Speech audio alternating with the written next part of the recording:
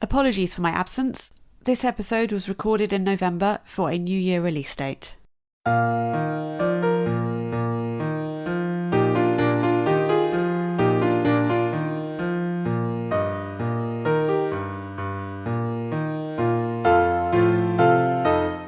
Hello and welcome to the 71st episode of the Wormhole podcast, bringing on an author and talking with them in detail about one, occasionally more, of their books. I'm Charlie Place, and joining me today is the author of a sun-swept novel of grief and romance, and food and art. We're going to get to it. It's called One Last Letter from Greece. Hello, Emma Cowell. Hi, Charlie. How are you? I'm very, very well and very excited. This is the start of the new year here and loved your book. Excited to talk about it with you. How are you? I'm really well and Happy New Year. And hopefully, fingers crossed, this is going to be a good one for us all. Hopefully, absolutely, definitely. If I give a very brief intro about your book, and hopefully with our conversation further, it's going to just open up the novel entirely for people. So, One Last Letter from Greece focuses on Sophie, who has just lost her mum to cancer. Sophie wants to find a legendary painting of her mother's. Her mother was an artist. And so she sets off to Methone, the place the art series is set in, to try and find it. Now, Emma, you have a reading from the very start of the book to get us started. This is, in fact, the opening of One Last Letter from Greece. March, London. I chose her final outfit, makeup and shoes, leaving specific instructions for the girl charged with making her ready. I couldn't face seeing her so inert, shiny and cold. Now, dressed for cocktails and courage at my mother's funeral, the short, painful walk to the lectern is a blur. Outlines of familiar faces, flashes of colour, as if a strange filter has been washed across the room. I feel molten inside and ridiculous in party attire when this is the opposite occasion of where you'd expect to find my outfit, yet it's absolutely right in its wrongness. I asked everyone not to wear black, despite the tragedy of losing Mum at just 59 years old. A mourner phoned me only yesterday to ask if navy was vibrant enough and hear my thoughts on their scarf options. Forever in our hearts and forever fabulous. So many clothes, bags and shoes nestled in our wardrobes, firmly fastened to moments spent with each other, woven into the fabric like care instructions sewn into a seam. Her wardrobe will always be my treasure trove of memories, saturated with sentiment. A shaft of spring sunlight pierces the stained glass, giving a technicolor kiss to the pink lilies on top of Mum's wooden casket. I deliver my eulogy, telling hundreds of people things they weren't ready to hear and already know. My mother was like a rainbow, known throughout the art world for her flamboyant colours, both on canvas and off. Every shade of lipstick, the brightest clothes, spectacular jewelled earrings. She was a perfectly colour-coordinated rainbow. Catching the eyes of my dearest friends, their expressions will me to continue. Sympathetic raised eyebrows from my business partner, Tiff. Encouraging winks and reassuring nods from my friends Sarah, Abby, and Brittany. Then my eyes fix on Tasha and stay there for the remainder of my speech, her smile urging me on. Each sentence, a word closer to goodbye. Thank you. That's about Lindsay and her funeral, but can I ask you about your mum, Emma? Yeah, of course, and was the inspiration in the cruelest way, and there's such a bittersweetness about it, Charlie, because if my mum was still alive, I wouldn't have written this story. I would have written a story, but not this one. And that piece that I just read was, in fact, the first thing I wrote on this book. I was on a train coming back from London to where I live in Cornwall, and I started writing, sobbing out the window, I might add.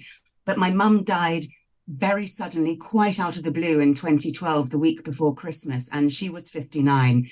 And I suppose writing this book was my therapy of sorts to try and make sense of it. And a lot of that is very much based on my relationship with my mum, about clothes that we would share, things that we bought together. We were friends, we were like sisters, and she was my lunch buddy, my shopping buddy, and I miss her dreadfully, even though the 10-year anniversary has passed, some days it still feels like it only happened last week. So pouring some of that grief and my experience of it onto poor old Sophie in the book was very cathartic for me.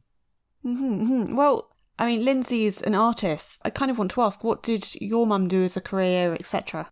Goodness, my mum did lots of things. She was incredibly creative and, funny enough, painted beautifully, but that wasn't her profession. She taught as a teaching assistant in a reception class.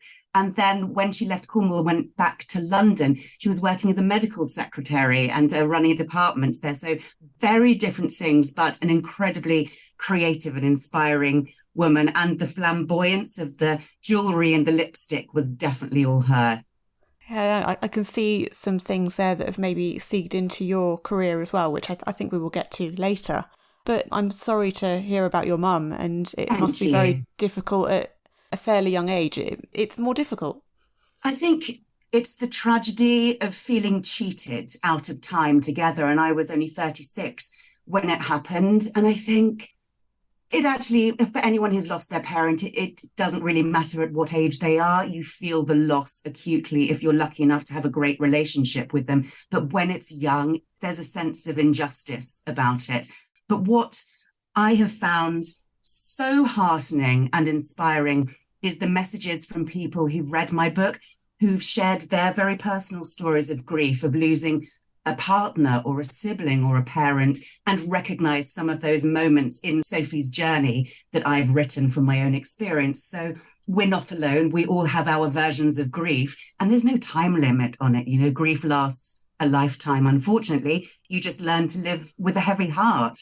And I think people recognizing part of your own experience and it resonating with them is part of this world of authordom I have stepped into, given this is only the first book, the only book I've ever written or had published, that I wasn't prepared for that sisterhood, that kinship, people reaching out, strangers reaching out and sharing very personal, private experiences. And I feel like I've spent most of 2022 in tears of gratitude and joy, and feel very humbled by it and thrilled that it has reached people in so many different ways. You know, just even in terms of Greece and food, people want to talk to me about that, and I love that. But underneath, with that grief element of it, it's really special. Oh yeah, it's lovely, and I think we're going to continue talking about that later as well. I do want to ask about how, when, etc. you were writing about this book. I saw in your acknowledgements it says that if you were here, you know, your mother, this story would never have happened. So obviously we've got this premise here, but also you did some of the writing of this in lockdown as well, I think?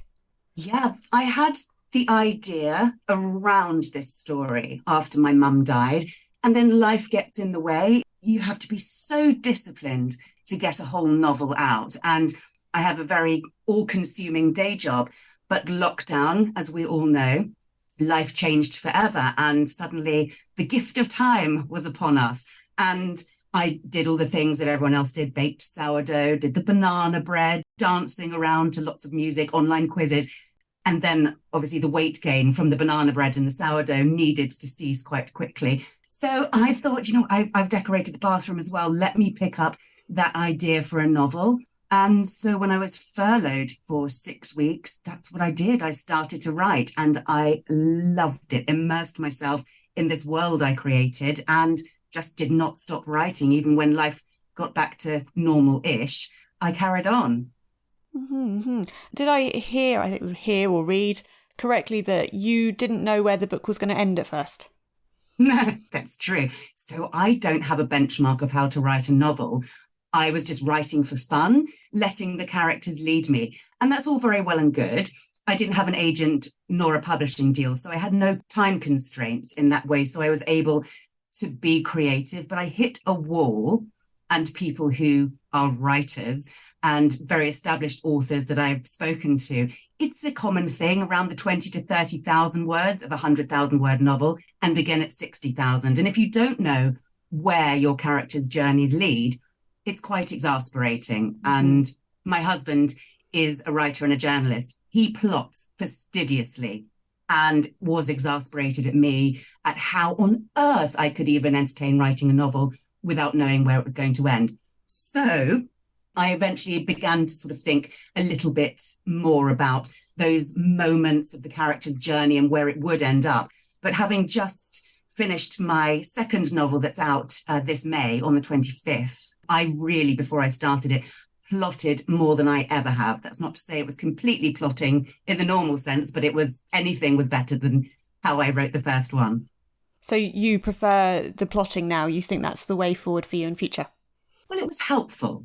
Again, given that I've only written 2 books, it's hard to know, but it certainly sped up the process. It felt less painful. I felt less lost at moments during the writing process. And I was able to do it quite quickly, I think sort of in 5-ish months for a complete draft. And it felt pretty complete without any gaping holes and things, not to get too technical about it, but I felt that was a way of working that made sense to me. And I still felt quite free and creative about it. But I gave myself a bit of structure, I think, which took the edge off the pain. And I'm lucky enough to have an editor with my publishing deal. And I know that I can go off on tangents, as you probably are familiar with now, having spoken to me for several minutes, that I like to talk. And I think I write that way as well. So I do need to edit myself. But I think you learn so much, Charlie, as you go along. As you write more and more, you learn more and more and how to make it easier for yourself. Yes, and tangents, no, I like them. That's fine. We keep them in. That's great. So we've got Greece in the title, and you've got Methone in Greece in the book. Yes. Can you just tell us about the use of Greece? I know you like Greece yourself, etc. Just tell us all about it. Oh, Greece, I don't know where to begin, as we're here at the beginning of another new year and it's cold and it's dark and all I want to do is hibernate under a blanket. The weather now in Greece is something akin to a really hot spring.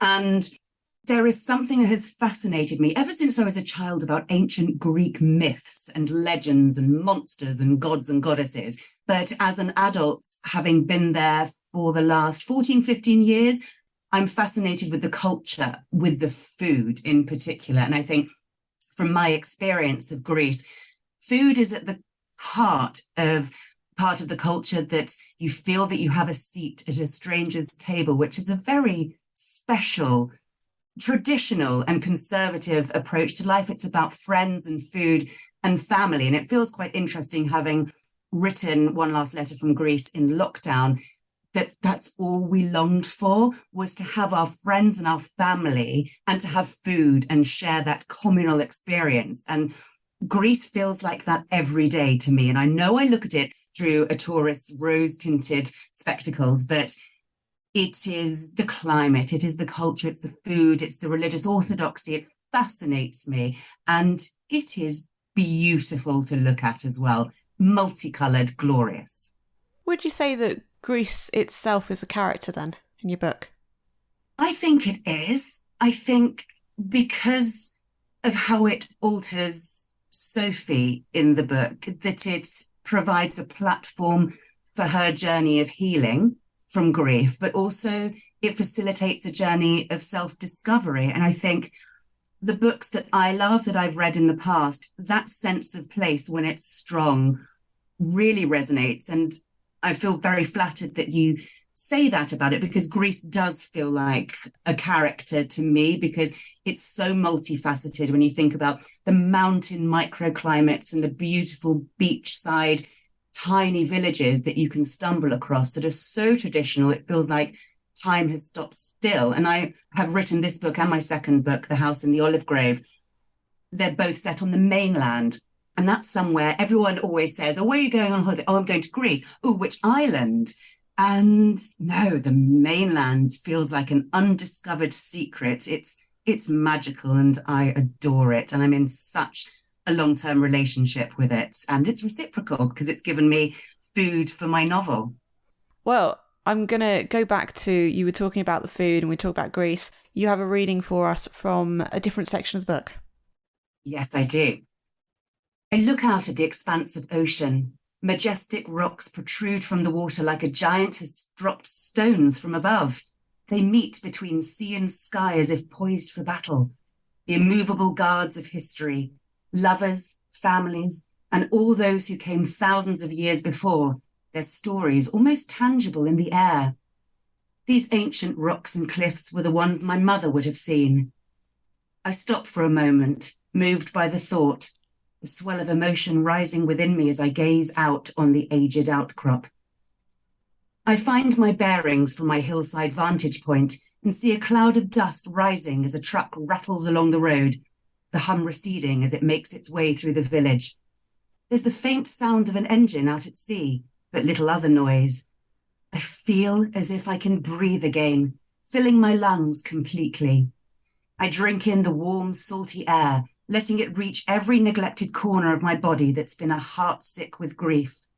Healing seeps into my bloodstream, a warm simmering of hope inside the marrow of my bones. On the kitchen work surface sits a small wicker basket filled with beautiful local produce, dried oregano, a bottle of golden oil, Kalamata olives, fresh coffee, homemade biscuits, and a paper-wrapped loaf. In the fridge, I discover all the ingredients to create my first authentic Greek salad, choriatiki salata. After banging and crushing around the simply fitted kitchen, I eventually locate a large bowl, chopping board, and knife to slice and dice my taste buds alive. I set my lunch on the terrace table, along with a small glass of chilled rosé. I feel utterly decadent with my small feast and my big view. Even compiling a simple salad gives me a thrill, such is my love of food. The wine is dry and crisp. The sweet green pepper complements tangy, creamy feta and fruity tomato. Oregano flecks earthy notes throughout the salad, and the rich aroma of the local oil is different from any I've ever tasted. This is almost honeyed with subtle layers of complexity. Foodie nirvana. I tear off hunks of bread to mop up the golden nectar. All of my senses brought back to life by flavor. A metamorphosis with every mouthful. God, you made me hungry. Look, this is hysterical. One of my friends who I've been lucky enough to get to know really well, who I know you've interviewed, Charlie, Liz Fennick, who lives quite close to me in Cornwall. She said when she read this book and my second, and there's even more food in the second, she said, you should send people snacks when you send them a copy of your book, because I spent my whole time going to the kitchen wondering what I could cook next, which is lovely because I feel like that about Greece. The air smells of oregano and someone seems to be baking bread all the time, and it makes me hungry, but it's good. It's good hunger. No, I haven't had, I mean, it's very stereotypical, I suppose, but I haven't had feta or olives, I think, for at least a year. And I thought when I was reading your book, I haven't done this. I'm going to have to do it. So it is happening next time I go shopping. I love it. Good. So we've talked about Sophie in various contexts, etc. But I'd like to kind of hone in on her for a moment. Can you tell us about Sophie herself, her creation, where she comes from? Just talk about her. So Sophie is 36 and she runs her own catering business in London. And so she is a cook, a chef, call it what you will. And so food is her love. And as we've talked about, she is coming to terms with the death of her mother.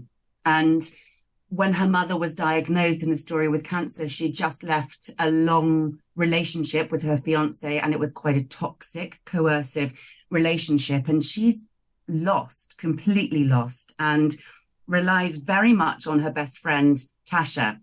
And they went to school together since they were little. They've known each other for basically 30 years of their life. And she relies on Tasha almost to make decisions for her. And certainly that's been the case in the 6 months preceding where the novel starts. And I think it's very much about Sophie making sense of her world, what life looks like without her mum, her last family member. She's single, she has a business, but is it enough? And then she goes on a journey of discovery, trying to unearth a missing painting from her mum's back catalogue, and ends up unexpectedly in Greece. And I think her discovery is a sensual rediscovery in terms of food and the climate and everything Greece has to offer, including a very attractive Greek fisherman. You mentioned her relationship with Robert, that wasn't a good relationship, has changed who she is, and she's got to work through it. This usage of how it's affected her, I really insert many more reallys into there. Really liked it. How you'd done it. I like the balance that you created between Sophie's new strength and the knowledge of how she had to be around Robert, together with the things that she's still got to work on. You know, you did that really well. Was this part of something that did come into the mix in terms of planning, or was this something that you just kind of let flow?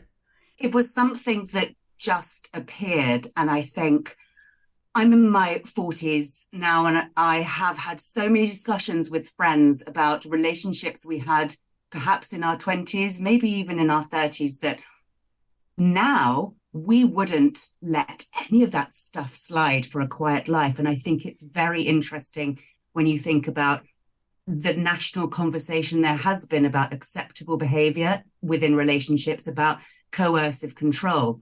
I think poor Sophie, she really had a lot lumped on her to work through. But I think the person at the end of the book, as you say, finds a magnificent level of inner strength and decisiveness. So she had to begin from a place of real vulnerability, in addition to having lost her mother. And for me, her finding her voice again was critical, and being in that very abusive and toxic space with a relationship, that she felt squashed. Her voice felt silent. He told her how to look, what to wear. I think a lot of people also had sent me messages about that subject matter, and people who were still in those situations, and you take suddenly a great weight of responsibility on your shoulders at having written that accurately and hopefully.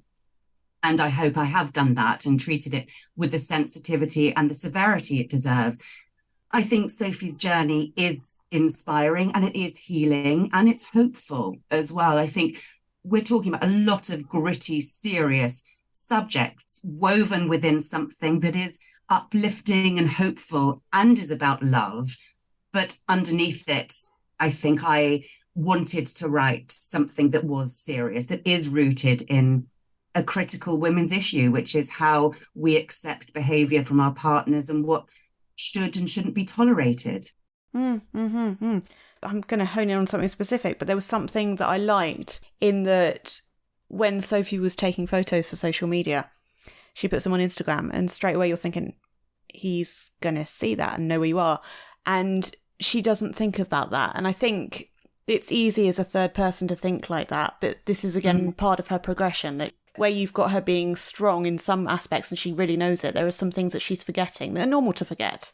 I think that she is incredibly vulnerable and quite naive in some respects, but also she's reeling from the grief of the end of a relationship. She's reeling from the death of her mother. And so when you put that into somebody's brain, it's like a whirlpool. Round and round it goes, and it's rife for irrational decisions, irrational thought, and forgetfulness. I remember even the weeks or months after my mum died, just forgetting the simplest of things, because your mind and your body are working so hard to process your grief and your feelings, which is all-consuming and exhausting. You start forgetting the simplest of things, and you actually forget who you are for a bit, how to take care of yourself. And it's that really terrible moment I remember so clearly, looking at myself in the mirror, and Sophie does this in the book, with my face really puffy and contorted by grief, thinking, will I ever feel joy again? When you just feel like a shell and your world is shattered, and then you feel your way out of it with the help of love, of friendship, of partnership, and you do. It doesn't get better with time, because that's a lie. It just changes, actually. So I think I appreciate you saying about Sophie's vulnerability and naivety, because who she ends up as, I hope, is very different to that. Although she still maintains that underneath a little, she's just worked out who she is again, which is really important for us all to do. Goodness knows, I'm still a work in progress. Friendship, it's crucial to the novel, yeah? Yeah, absolutely. I think in great times and bad times, friends come through for you. People are brilliant when you're at your lowest point. People are also equally disappointing. Sometimes those you expect to hear things from, you hear nothing from. Those maybe you didn't expect to hear anything from, you hear everything from. So again, friendship is really important in the book, for sure. I feel very lucky to have had people I can absolutely rely on who have been there for me in the very worst times and have been there for me during this glorious, exciting time of having my debut novel published. So I think it's a celebration of that friendship, and particularly because Tasha is going through IVF, a very, roller coaster, emotionally challenging time in her life, that Sophie gets to repay the favor emotionally for everything Tasha has done for her. And that was important for me to have that full circle, if you like, that Sophie didn't seem that she was taking all the time from her friendship, that she was able to give something back and contribute, which was really important. On the IVF, we've got obviously Sophie worried about miscarriage. Yeah. Lindsay has miscarried. Mm-hmm. This topic of motherhood and being pregnant and things that can go wrong, things that go right, etc. This all seems like a very important topic to you to discuss. Yeah.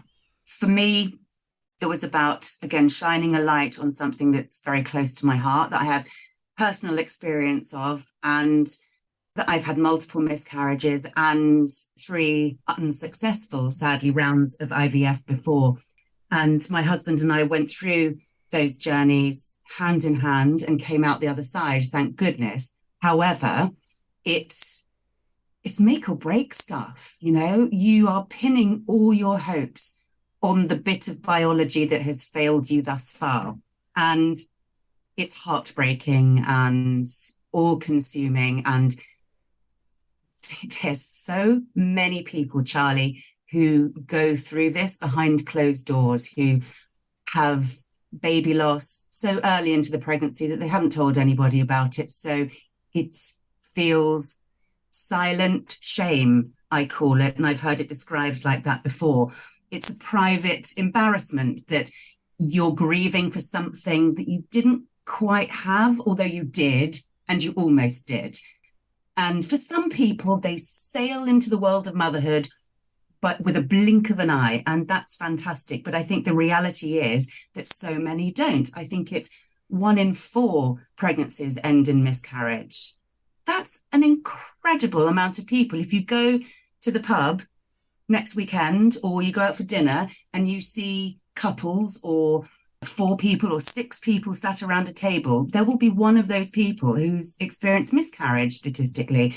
So for me to be able to talk about it in a fictional way was, again, to pour my experience of that into a story. I guess for me to just make some sense of it, because not everything happens the way you expect it.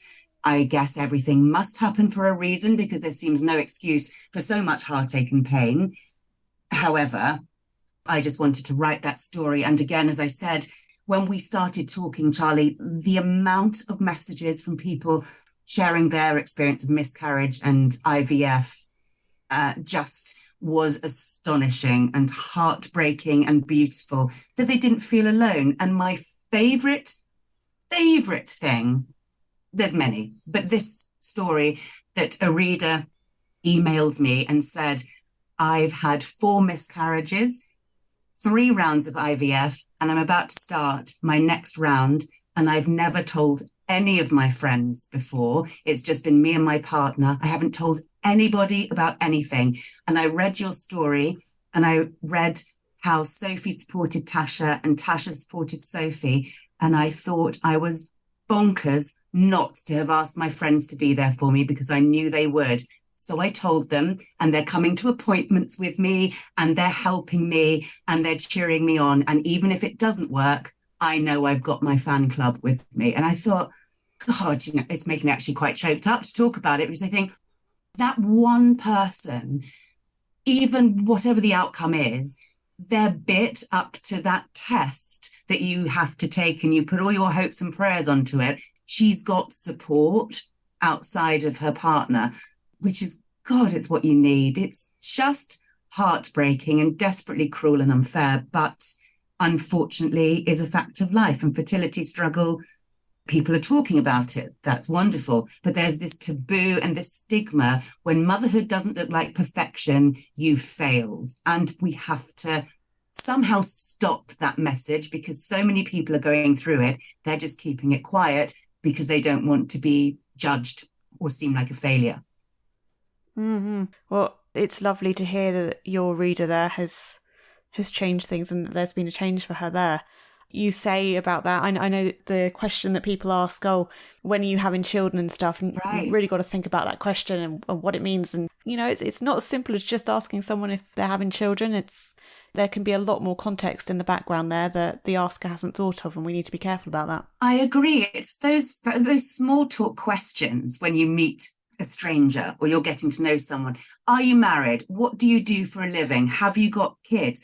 The answers to those things do not define anybody. What are we looking for? A way to judge them, or a way to pop them in a box, a social box, a standing? But I mean, what are those inane questions about? And it's sort of like us being all apologetic, don't know what to say to a stranger. Let me just ask 3 really rubbish questions. Don't make you less of a man or a woman for the way you answer them, but it's, hopefully something that can change when you do think about, as I said before, what someone's enduring in their private life. You never know what that question can feel like to someone. Mm-hmm, mm-hmm. We're thinking about it, and we need to carry on thinking about it and change things, definitely. Can you tell us about Theo? Theo is the love interest in the story, and he is delicious to look at. There is no question about it. But you can't, and I think in modern days, we expect a lot more from our protagonists, whether they're male or female, when we're reading a book. And I think that's important, that he can't just be perfect, because for goodness sake, who is? So he's damaged. He has got some stuff from his past. That's an understatement. But underneath it, he's kind, and quite the opposite in a lot of ways to Sophie's previous experience, particularly with her last boyfriend, her fiance, Robert. He is a fisherman by trade, and I think there's something desperately romantic about the hunting and gathering of the alpha male in that profession. And I used to live in Cornwall in a tiny fishing village called Cadgwith that is exactly that. There are a small fleet of crabbers on the beach, and it's fascinating to see the tradition of that, often passed through generations. So there's sons who have followed in their fathers' and grandfathers' footsteps. And so transporting that into Greece, again, a very traditional conservative place, and having this man go out and catch fish with his bare hands is deeply romantic in principle. And then I just let my imagination run riot and created him. He is based on nobody, before you ask. I wish, no, I don't know anyone who looks like Theo or who is Theo, but yeah, I think he's delicious and a bit of a challenge, and who doesn't like a challenge? Well, I like that you said about why, the fisherman job, the romance and everything, the tradition. But I have noted that you are an angler yourself. Did Yes. that, I'm guessing that came into it. Yes, so, since I was little, our family holidays, my brother and myself, my dad, he's the person who started me angling and dangling, and his father before him, they're just obsessive hobby anglers. So a lot of our holidays, whether it was down to Brighton or to Scotland or the Lake District, revolved around access to water for fishing. And that was fine because I loved it. And I was actually a bit of a tomboy when I was little, and thought it would be dreadfully dull to be sat on the beach watching the men go off and catch supper. And so I made myself get involved, inserted myself into their male bonding. And I've kept it up, and living in Cornwall now, it's glorious to be able, certainly in the summer, not this time of year, to get out on a boat or just off the rocks and try and catch something for lunch or dinner. It's something very satisfying about it, very primitive. Oh, wonderful. Have you fished in Greece at all? I have, quite unsuccessfully, I may say, very disappointing. And do you know what was extra torture? I rigged up a hand line, so not on a rod and line, just throwing out a weighted line and reeling it back in, hoping to entice an anchovy or a sardine onto the end of the hook. so I could cook it and feel all proud and smug. No, I didn't catch a single thing. But what was worse is that sardines were jumping out of the water around me as if in torment. So no, I didn't catch anything in Greece, but it's not for want of trying, believe me. Hours of it. Fair enough, fair enough. I'm going to go back, I suppose, effectively to Lindsay, to Sophie's mother. Yeah. But also just the topic in general. Can you talk about your use of art, the art world, etc. in the book? Yeah, I think there's no real reason or light bulb moment as to why I made Lindsay an artist. I think colour is something that's very important to me. And I remember I did GCSE and A-level art. And I remember my art teacher, Mrs. Butler, she was hysterical. She said to me, you have a really unique perspective on colour that's quite unusual. And I have no idea what that meant, nor do I. But I've become aware that colour is really important to me. I see things in terms of colour and I attach emotion to that, I suppose. So it felt like a natural progression to just make Lindsay an artist. And as I said earlier, my mum had always drawn and painted. I inherited a lot of her creativity. And so I did when I was little, always making something, still am a bit like that when I get the time. So I think just to see Greece as I do in terms of shades of blue and greenery of the olive trees, it's a very specific green. To be able to describe it in the book is one thing, but then to have to describe a painting and that interpretation of the landscape of Greece felt like a natural place to land. So there's no specific reason, but I think art to me is important. Colour is important. So it kind of became a bit of a marriage and became Lindsay's profession. Mm-hmm. Well, I guess, is that potentially where Christina's clothes come from then? Christina, I love Christina. And she's actually based on one of my best friends, Alexandra, who is also a ceramicist. And she wears the most fabulous clothes. She's almost 6 foot tall and I am almost half her size. So we're quite a comedy friendship physically. She wears billowing, gorgeous clothes and she's willowy and elegant and always wears crackers, colours combinations, but somehow gets away with it. But Christina, I love her, but she's so maternal a character, welcomes Sophie, scoops her up with food and friendship when Sophie feels very alone and vulnerable in Greece. But yes, Christina's outfits were great fun to write. And while I remember it, Charlie, you will laugh at this. We talk about plotting earlier.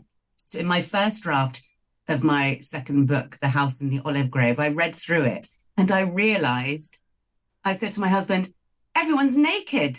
He said, what on earth do you mean? I said, I haven't dressed anybody. I think I was so into the plot, into the story, the character's journey, that I realised I hadn't clothed anybody nor described what they were wearing. I'd done hair colour, eyes, but everyone was naked in my first draft, so I quickly had to pop some clothes on some people. But yeah, that was a very strange thing to omit in draft 1. Okay, so you need to write a book about fashion at some point then. Yes, please. I would love that because I can feel my husband rolling his eyes from here if he heard this, because one of my favourite things to do is, if I'm in London, is wander around the V&A, the fashion exhibition, and look at the 1950s Dior pieces they've got in there, or vintage Vivienne Westwood. It's so inspiring, and that probably is born of colour, but the research would be extensive and it would have to be a solo journey. My husband's happy to help me with my research in Greece, but I think fashion, which means walking around shops, it may not be his bag.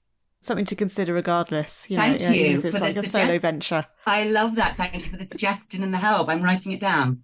So, and I do want to go to something quite different. You've got a bit of religion in the book. I noticed that Sophie goes into a church. She lights a candle. Yes. She doesn't necessarily, well, I don't think she says she's not really religious, but, you know, obviously she's thinking about it with the death of her mum and everything. And you have also got a sort of paranormal / spiritual element to the book. Yeah. What was the importance of adding it to the book? What was the importance to you? I think when something tragic happens in your life, that you reach for strength from somewhere. And for everybody, that comes from very different places. Sometimes it is who you live with. Sometimes it's your pet. Sometimes it's a higher power. For me, after mum died, you sort of reach for anything you can get, you know. There are spooky things, whether you believe in them or not. There were some strange things that happened around white feathers and robins. I couldn't move for them. It seems they were everywhere in the middle of the carpet, and our carpet is black. And there was one right in the center of the room. There was no reason how it could have got there. Tiny things like that. I thought, well, actually, I've heard anecdotally other people talk about rainbows, or people talk about angels or visitations in dream time.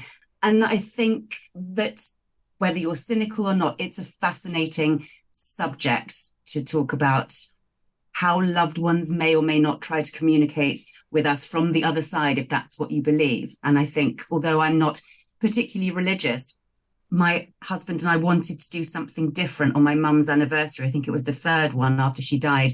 Rather than us make this very sad roast dinner with my family and we sit there and it just feels very sad, we decided before Christmas, before our family Christmas, that we were going to go to Rome for 3 days.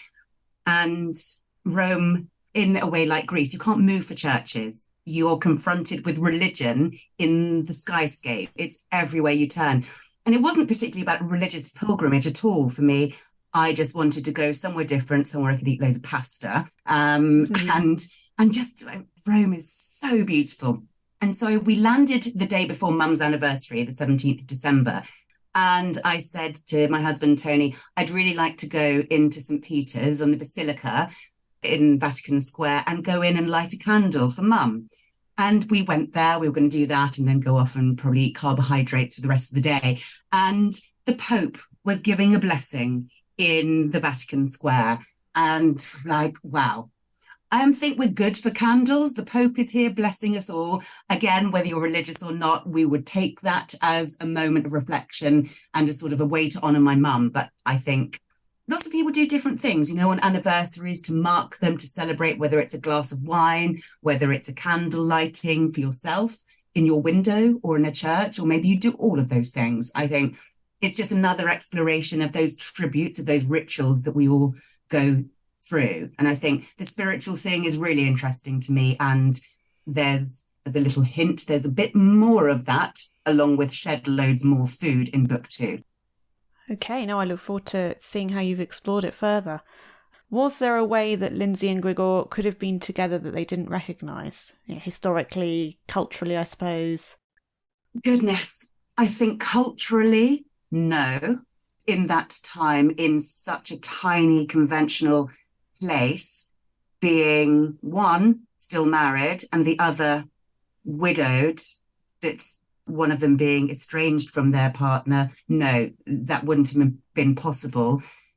I wonder whether they could have just moved away and up sticks and done that. But I think Grigor's sense of duty and family, and the fact that he was a fisherman, it became impossible for him to even wrench himself away from the village. And Lindsay's sense of duty to bringing up Sophie for not shattering her fairy tale-like illusion of her own father.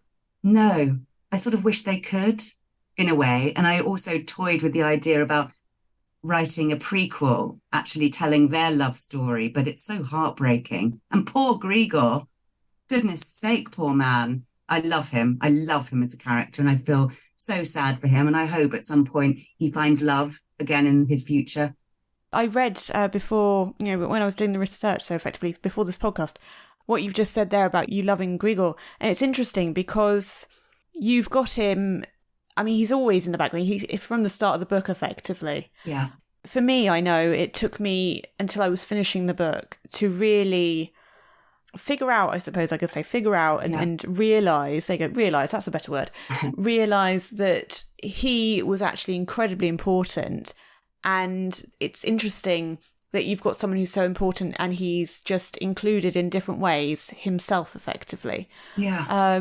It's just interesting to figure out and think about how you've done this in a different way. Yeah. I think it's entirely accidental. Again, the lack of plotting. But Grigor is lurking throughout the book. We just don't know it's him. And when we do get to know him, pretty much towards the end, the final quarter maybe of the book, we get to know him very, very quickly.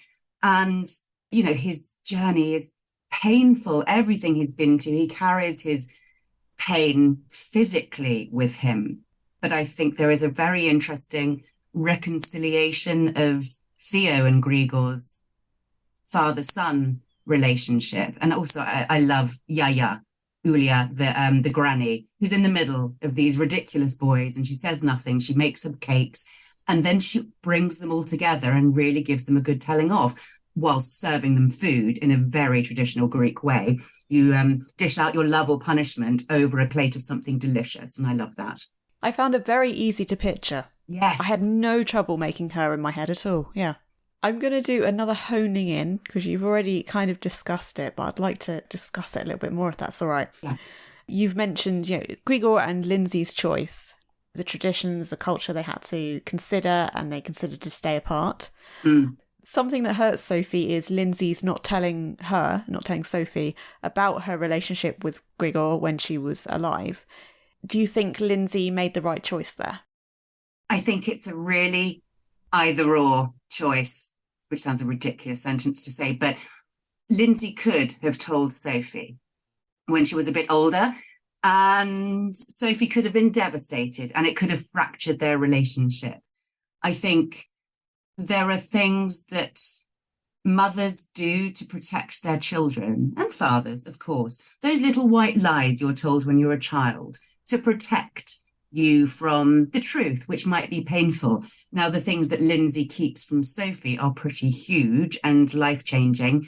And I wonder whether Lindsay was scared of Sophie's reaction, that it would change their relationship forever, whether it would shatter Sophie's illusion of who she thought her father was and her parents' marriage.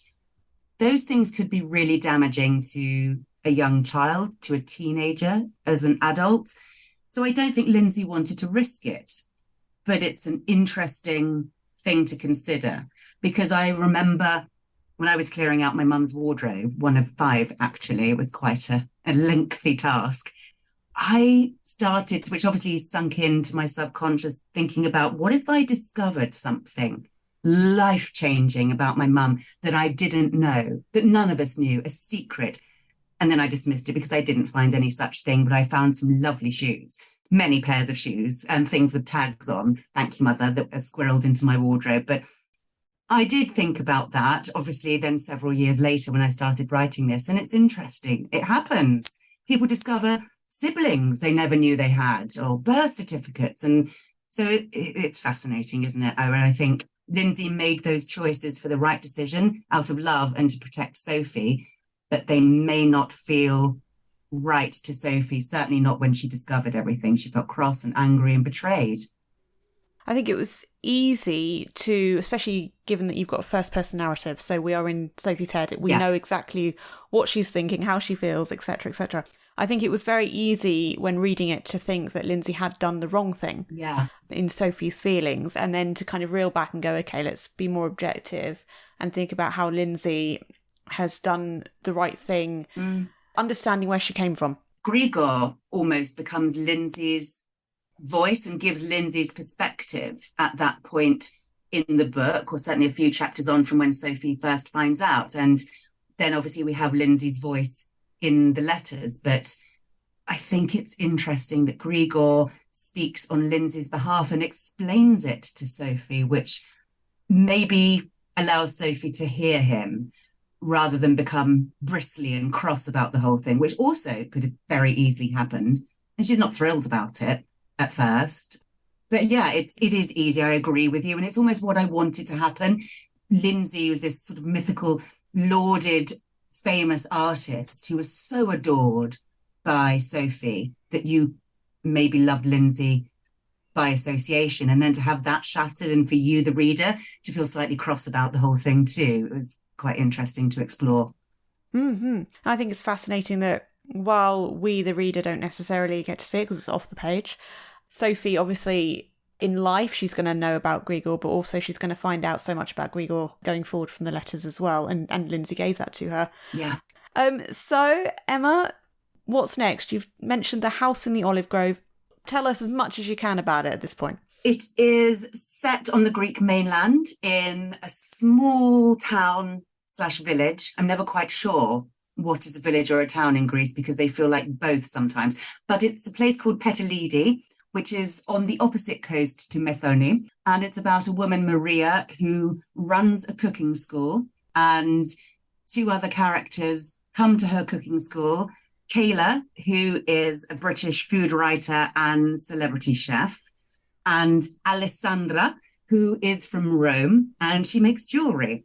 And the book is about sisterhood and friendship and the journey that all three women go on in terms of confronting their past and their future. So I hope it's a celebration. It is a celebration of sisterhood and friendship and Greek culture. And goodness me, is there Greek food in it? More than you can ever imagine. So more than one narrative as well? Yes. So we've got first person Maria and then third person perspectives between Alessandra and Kayla.